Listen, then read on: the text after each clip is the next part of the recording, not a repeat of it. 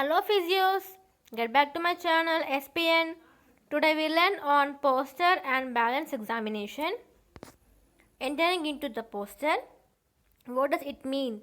It means an attitude which is assumed by the body. Before entering, now we have anterior view of posture, posterior posture and lateral posture. And in detail about anterior view of posture, we will look in head and neck, how it was head and neck. So the line is bisecting the head at the midline and divides into two equal halves. That is your head and neck. At the shoulder levels, it is divided to vertical line and bisects the sternum and also the xiphoid process at the shoulder levels. And the elbow, the hands are getting into an adduction. Your hip goes into an equal to ASIS and your knees are equal to from vertical line to the body and the ankle or foot getting contact to the ground and your feet are together in an anterior view posture. When coming into the posterior posture, head and neck, it will be at midline which bisects at the back of the external occipital protuberance so that they remain at a same level, and the trunk lines bisects the spinous process of the thoracic and lumbar vertebrae. Your pelvis and hips will be bisects the gluteal region and the PSIS. As it is posterior, it bisects the PSIS which are on the same horizontal plane. It will be iliac crest, gluteal folds and greater trochanter are at equal level. And at the knee will be at equal and the ankle and foot will be equidistant from the malleoli. That is, it is drawn from the both. A line is drawn from the medial malleolus to the first metatarsal bone and tuberosity of navicular bone. So, it divides into the posterior view. And at lateral view of posture, head and neck, it line falls through the earlobe. You can see the earlobe or you can see the mastoid process of the skull to the acromion process of the earlobe. You can see both mastoid process of the skull and earlobe to the acromion process. At the shoulder level, it falls through the acromion process. Your thoracic vertebrae, it bisects the chest, divides into symmetrically. And lumbar vertebrae, it falls midway between the abdomen, front and at the back. Your pelvis and hip will falls into anterior to the SI joint and posteriorly it will be at hip joint through the greater trochanter. And knee, it will the line passes through the anterior to the midline and it's creating some extension movement in the lateral view. And at the ankle joint, it lies slightly anterior to the lateral malleolus which is aligned at the fifth metatarsal. We can see some of the abnormalities of the posture like lordosis. It inverts curvature of the spine. You can see here the arrow mark in lordosis. And kyphosis, the curve will be outward, that is at the thoracic region, and it's sway back or hollow back. It is the excessive lumbar extension of the spine.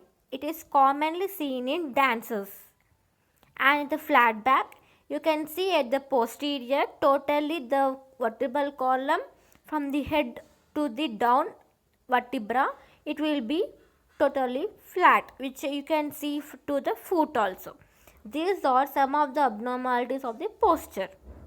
While we are entering into the balance examination, we can see in sitting and standing. In sitting, stable surface with some support and unstable surface without support. You can use a child here Swiss ball, tell to sit and observe the balance and give some progressions like raising the leg and raising the arms, that you are giving some reaching activities, and also the weight shifts in stable and unstable surfaces. While in standing, you need to be check up at the base of support with eyes open and eyes closed, which you can see in cerebellar lesions and some proprioception, that your joint position maintaining, and wider BOS, narrow BOS, and walking in a tandem, and single limb standing with eyes open and closed. You can go in dynamic, some weight shifts on all positions, and using in mat and plinth activities in static and dynamic. And entering into some of the balancing test, first we are going to enter into the Romberg test.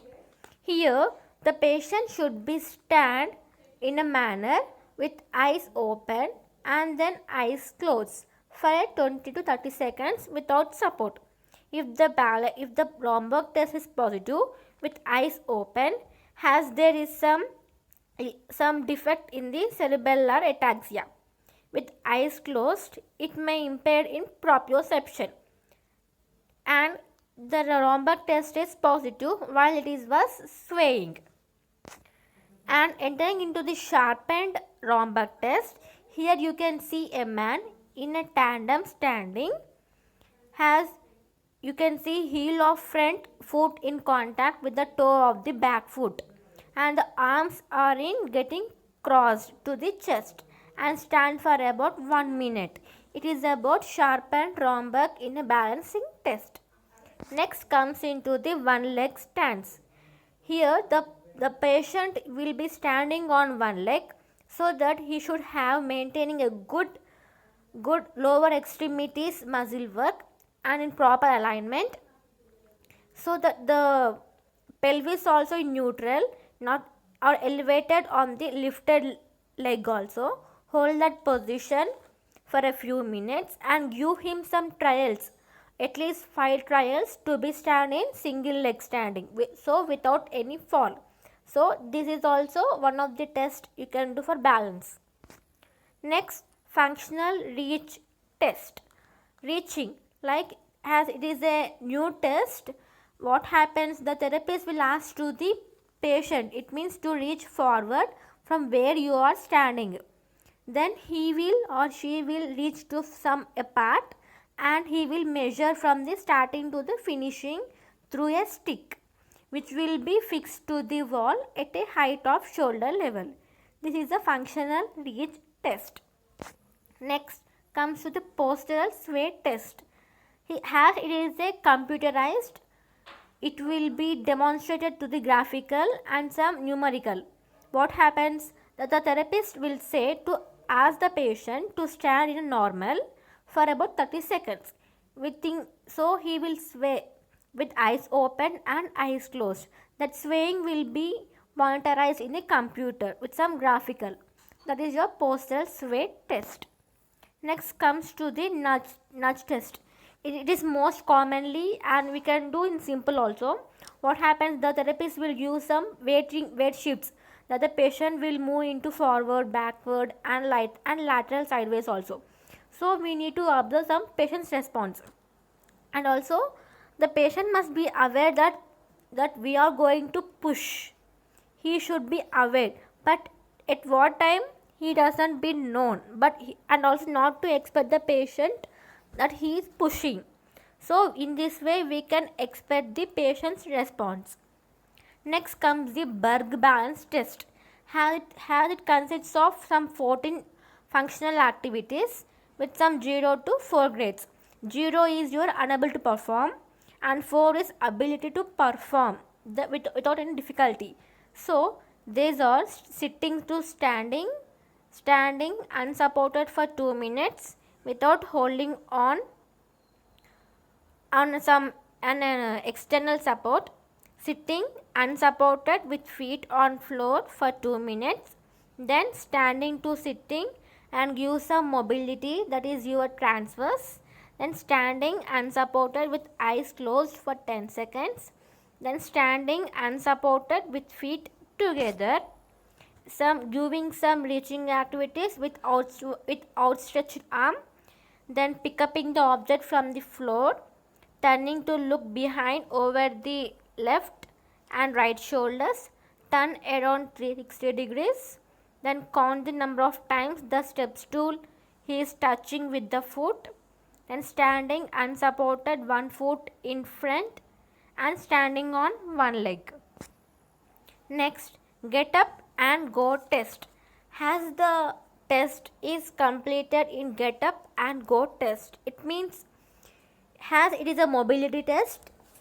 In this test, what happens? The therapist will say to the patient to stand up from the chair and walk about the 3 meters and come back. As it has some scale reading, whether the if the patient can do in a good, we can give normal as grade 1, grade 2 very slightly but abnormal, grade 3 mildly abnormal, grade 4 moderately abnormal, and grade 5 severely abnormal. So these are some of the tests can be do get up and go test for the balance examination. And these are nothing but overall point of view for the balance examinations, that the sitting should be in comfortable position, you should give some weight shifting in a multidirectional progressions, and we need to give some picking the object from the floor, and also you should have some feet together in standing position, and your foot should directly in front of the other, that is a tandem standing with eyes open and eyes closed, and followed by we are done with sharpened Romberg test and walking in sideways, backwards, forwards, cross stepping and walking in a circle and alternate directions, walking on heels, walking on toes, march in one place and going in horizontal and vertical with some head turns and giving some obstacles while walking, stair climbing and without hand drilling, stair climbing one step at a time, stair climbing step over step. So these are the overall balance examination we can do for the patient. Thanks for watching.